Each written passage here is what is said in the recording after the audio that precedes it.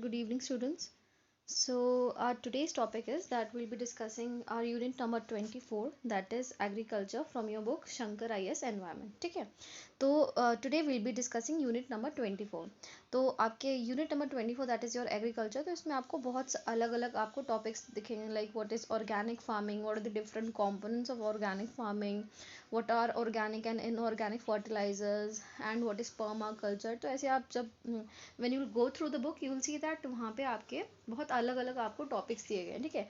So one by one will be discussing all these topics. ठीक है, जो मैं आपकी सब्सिक्वेंटली आपके अलग अलग वीडियोस में वीडियोस बना के अपने चैनल पे डालते रहूँगी, so that you can prepare for your various exams. ठीक है. तो जो आपका ये टॉपिक है basically agriculture, it is useful for your different kinds of exam. कि इसके क्वेश्चंस आपके यूपीएससी में भी पूछ लिए जाते हैं. It's very important for your net JRF examination also, net JRF examination for your environmental science. And also ये आपके अलग अलग जो भी आपके पीसीएस के एग्जाम्स वगैरह भी होते हैं उसमें भी आपका जो एग्रीकल्चर एज अ टॉपिक है that holds a lot of importance. Okay. तो जो आपके एग्रीकल्चर के and it is very important that you should do very selective studying from your books. Okay. Like if you have a book it's not important that you should study the whole book. तो agriculture में भी what is important for you is आपके लिए कुछ कुछ जो topics हैं they hold a lot of importance. ठीक है.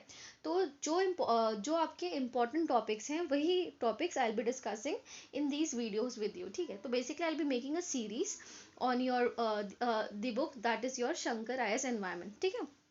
तो जो आज का हमारा टॉपिक है that is your unit number 24 agriculture. Okay, and this is from your book Shankar IS Environment. Okay, so today in this video we'll be discussing about organic and inorganic fertilizers. Okay, so first and the foremost thing is what are your fertilizer? A fertilizer is any material natural which is natural or of synthetic origin that is applied to the soil to supply plant nutrients. ठीक है. तो basically आपका fertiliser क्या है? Fertiliser है आपका कि हम लोग कि फर्टिलाइजर आपका आपका दो तरीके से बना हो सकता है. आपका जो भी फर्टिलाइजर है, ठीक है, फर्टिलाइजर क्या करता है वो आपके दो तरीकों का हो सकता है. Either it can be your what you call, either ये आपका क्या हो सकता है, इट कैन बी नेचुरल कि ये आपका नेचुरल फर्टिलाइजर हो, उसमें बिल्कुल भी आपके केमिकल्स ना हो. और it can either be your synthetic fertiliser, मतलब जिसमें आपके the one which is made from your different types of chemicals. ठीक है. तो फर्टिलाइजर क्या होता है? फर्टिलाइजर इज बेसिकली नेचुरल और अ सिंथेटिकली प्रोड्यूस्ड थिंग जिसको हम क्या करते हैं which supplies nutrients to your plants. जो हमारे प्लांट्स को क्या करता है, हमारे प्लांट्स को न्यूट्रिएंट्स प्रोवाइड करता है ताकि जो हमारे प्लांट्स हो उसकी क्या हो पाए, उसकी ग्रोथ अच्छी हो पाए, हमें यील्ड अच्छी मिल पाए उसकी. ठीक है. तो जो भी आपके फर्टिलाइजर है they are basically of two types. One is your natural, ठीक है, और जो दूसरा है वो है आपका सिंथेटिक. ओके. तो अब आपका क्वेश्चन आता है, आपके दो तरीके के तो फर्टिलाइजर का क्लासिफिकेशन आपका हो गया बेस्ड ऑन दी ओरिजिन, कि एक हो गया आपका natural and the other one is your synthetic. ठीक है.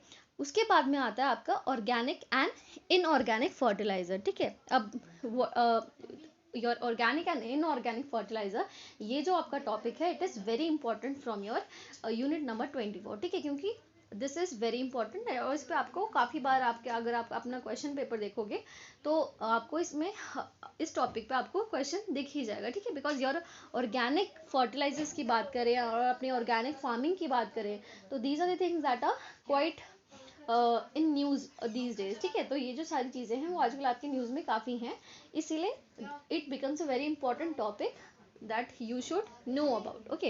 So let's now come on to the topic that is your organic fertilizer and your inorganic fertilizer. ठीक है. तो अब आपका organic fertilizer क्या होता है? There are three common forms. First one is your animal manure, green manure and your compost. ठीक है.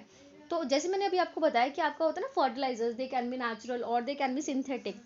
तो जो हमारे नेचुरल फर्टिलाइजर्स होते हैं they are termed as your organic fertiliser. ठीक है. तो जो आपके ऑर्गेनिक फर्टिलाइजर है उसका मतलब उसका दूसरा नाम क्या है, योर नेचुरल फर्टिलाइजर्स. ठीक है.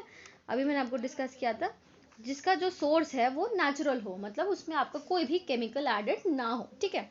तो your natural fertiliser are also termed as your organic fertiliser. आप ऐसे बोल सकते हो, और you can say vice versa also, कि आपका ऑर्गेनिक फर्टिलाइजर ही आपका नेचुरल फर्टिलाइजर है, या आपका नेचुरल फर्टिलाइजर ही आपका ऑर्गेनिक फर्टिलाइजर है। Okay, the three common forms, और इसके कॉमन एग्जाम्पल्स क्या हैं आपके? Animal manure, for example you must have seen in villages कि जो आपका काउ डंक होता है that is used as a manure, ठीक है, उससे आपकी क्या बनती है? खाद बनती है। तो वो क्या होता है? It's basically a kind of a manure, it's basically a kind of a fertiliser, ठीक है। Then comes your green manure and your compost, कि घर में जो आपका कॉम्पोस्ट वगैरह होता है वो सारी चीज़ें भी क्या है आपकी? ऑर्गेनिक फर्टिलाइजर्स, ठीक है। Then comes your inorganic fertiliser. Inorganic fertiliser में क्या आएगा? Does not add humus to the soil, resulting in less ability to hold water and support living organisms, that is earthworm, beneficial bacteria and fungi etcetera, ठीक है। अब जो आपके inorganic fertiliser होते हैं, unlike your organic fertilizers, these are made from your chemical compounds, ठीक है, कि इसमें केमिकल कंपाउंड्स डाल के आपका ये फर्टिलाइजर बनाया होता है।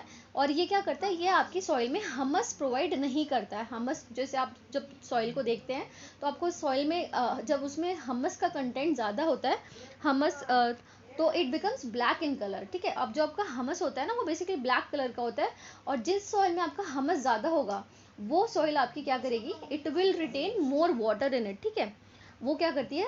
पानी को ज़्यादा रोक के रखती है, ज़्यादा रिटेन करके रखती है। अब ऑब्वियसली जिस सॉइल में पानी ज़्यादा होगा तो उसकी वजह से क्या होगा कि वहाँ पे लिविंग ऑर्गेनिजम्स भी ज़्यादा होंगे, वहाँ पे अर्थवॉर्म भी ज़्यादा होगा, आपका बैक्टीरिया भी ज़्यादा होगा, और फंजाई भी ज़्यादा होगा, ठीक है। बट अगर किसी भी जगह पे हम लोग इनऑर्गेनिक फर्टिलाइजर का स्प्रे कर रहे हैं, या इनऑर्गेनिक फर्टिलाइजर डाल रहे हैं अपने सॉइल में, तो इसकी वजह से क्या होगा कि उसमें वहाँ पे हमस नहीं बनेगा, और हमस नहीं बनेगा तो वाटर, हमारी जो सॉइल है वो क्या नहीं कर पाएगी? वो वाटर को रिटेन नहीं कर पाएगी, ठीक है। वाटर को रिटेन नहीं कर पाएगी तो वहाँ पे जो भी हमारे लिविंग ऑर्गेनिजम्स होते हैं वो वहाँ पे नहीं होंगे, ठीक है। मतलब वहाँ पे अर्थवॉर्म नहीं होगा, बैक्टीरिया नहीं होगा, और फंजाई नहीं होगा, and all these things, your earthworms, your beneficial bacteria and fungi, ये सारी चीज़ें क्या करती हैं? ये बेसिकली आपकी एग्रीकल्चर में हेल्प करती हैं, क्योंकि अर्थवॉर्म क्या करता है? अर्थवॉर्म क्या करता है? It basically supplies nutrients in your soil, जो कि आपके किसके लिए अच्छे होते हैं? फॉर योर एग्रीकल्चर, ठीक है। तो जब हम लोग इनऑर्गेनिक फर्टिलाइजर्स का यूज़ करेंगे तो वहाँ पे क्या होगा कि वहाँ की जो सॉइल होगी उसमें हमस नहीं होगा, वहाँ की जो वाटर रिटेंशन कैपेसिटी होगी वो कम होगी, जिसकी वजह से वहाँ पे जो आपके बेनिफिशियल लिविंग ऑर्गेनिजम्स होंगे वो नहीं होंगे, ठीक है। तो in this table we are basically doing an we are basically comparing your organic fertilizer and your inorganic fertilizer, ठीक है। then comes your आपके organic में आता है it improves soil texture, adds organic nitrogen and stimulates beneficial bacteria and fungi। वहीं पे अगर हम बात करें अपने ऑर्गेनिक फर्टिलाइजर की, तो इसमें क्या क्या थे हमारे एग्जाम्पल? एनिमल मैन्यूअर हो गया, ग्रीन मैन्यूअर हो गया, या फिर हमारा कॉम्पोस्ट हो गया। तो जब नेचुरल फर्टिलाइजर्स को, जैसे हमारा काउ डंक वगैरह हो गया, या हमारा जो घर पे बना हुआ कंपोस्ट होती है, खाद वगैरह होती है, जब हम उसको अपने खेत में डालेंगे तो व्हाट विल हैपन इज कि जो वाटर रिटेंशन कैपेसिटी होगी ना हमारे सॉइल की, वो आपकी ऑटोमेटिकली बढ़ जाएगी। ऑटोमेटिकली उसकी अगर वाटर रिटेंशन कैपेसिटी बढ़ेगी तो उसमें earthworms they will start thriving, और जो बेनिफिशियल बैक्टीरिया और फंजाई है वो सारी उसमें थ्राइव करने लगेगी, जिसकी वजह से जो भी हमारा सॉइल का टेक्सचर है वो क्या हो जाएगा? सॉइल का टेक्सचर अच्छा हो जाएगा, और जो भी हमारे एग्रीकल्चर को न्यूट्रिएंट्स चाहिए होंगे, जो भी हमारे प्लांट्स को न्यूट्रिएंट्स चाहिए होंगे, उन्हें वो सारे न्यूट्रिएंट्स मिल जाएंगे, ठीक है। वहीं पे we talk about the inorganic fertiliser, उसमें क्या होगा? It lowers the oxygen content of the soil, thereby keeping the fertiliser from being taken up efficiently, ठीक है। कि when we use those inorganic fertilisers, वो क्या करते हैं कि it lowers the oxygen content of the soil, ठीक है, कि सॉइल में जितना हमारा ऑक्सीजन प्रेजेंट होता है उसको क्या कर लेता है? वो ख़त्म कर देता है, ठीक है। तो जो हमारे सॉइल बायोटा में जो भी हमारे ऑर्गेनिजम्स होते हैं they also are affected by it, ठीक है, कि उनका भी ग्रोथ रुक जाता है उसकी वजह से, ठीक है। Then we come on to your organic fertiliser का थर्ड पॉइंट है आपका it improves the water holding capacity of the soil, क्योंकि हम लोग यहाँ पे किसका यूज़ कर रहे थे? काउ डंक या खाद वगैरह का यूज़ कर रहे थे, तो उसकी वजह से क्या होगा? वहाँ पे ज़्यादा हमस बनेगा, हमस ज़्यादा बनेगा तो उसकी वाटर रिटेंशन कैपेसिटी बढ़ेगी, ठीक है, कि जो भी हमारी सॉइल होगी वो ज़्यादा वाटर को अपने अंदर सोख पाएगी, ठीक है, अपने अंदर एब्जॉर्ब कर पाएगी।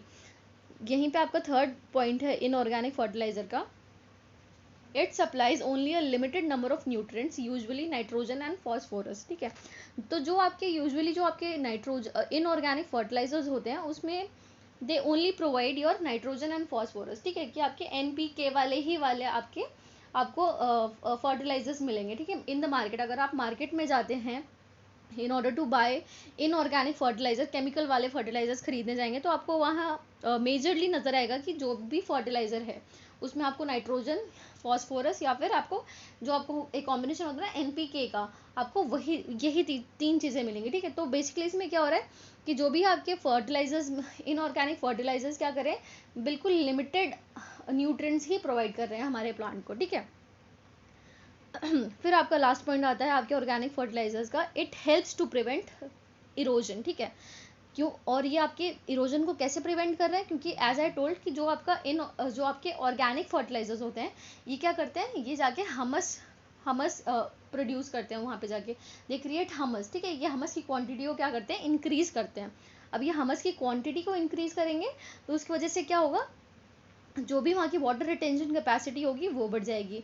अब आपकी वहाँ की वाटर रिटेंशन कैपेसिटी बढ़ेगी तो व्हाट विल हैपन इज कि जो वहाँ की सॉइल होगी वो क्या हो जाएगी, इंटैक्ट हो जाएगी, ठीक है। कि बिल्कुल भी हवा चलेगी तो ऐसा नहीं होगा that your soil will start blowing away, ठीक है। वहाँ का सॉइल इरोजन आपका आसानी से नहीं हो पाएगा, ठीक है। वहीं पे अगर हम बात करें अपने इनऑर्गेनिक फर्टिलाइजर्स की, तो इनका क्या होगा, it requires large amount of energy to produce, transport and apply, release nitrous oxide N2O, a greenhouse gas, ठीक है। वहीं पे अगर हम अपना लास्ट पॉइंट देखें अपने इनऑर्गेनिक फर्टिलाइजर्स का, तो इसमें क्या है कि अगर हम लोग एक्सेसिव फर्टिलाइजर्स का यूज़ करें, एक्सेसिव इनऑर्गेनिक फर्टिलाइजर्स का यूज़ करते हैं, तो जैसे आई ऑलरेडी टोल्ड यू कि एक तो ये क्या करते हैं, एक तो ये लिमिटेड न्यूट्रिएंट्स ही प्रोवाइड करते हैं, and the second thing is कि ये what do they do is कि दे रिलीज नाइट्रस ऑक्साइड, ये हमारे एटमॉस्फेयर में क्या प्रोड्यूस करते हैं, N2O। और N2O क्या होती है, हमारी ग्रीन हाउस गैस होती है, ठीक है। और green house gases what do they usually do कि वो हीट को ट्रैप कर लेती हैं, एंड दे जिसकी वजह से जो भी हमारा एटमॉस्फेयर होता है वो क्या हो जाता है, it becomes hot, and that is why they are called the greenhouse gases which play a major role in causing your greenhouse effect, ठीक है।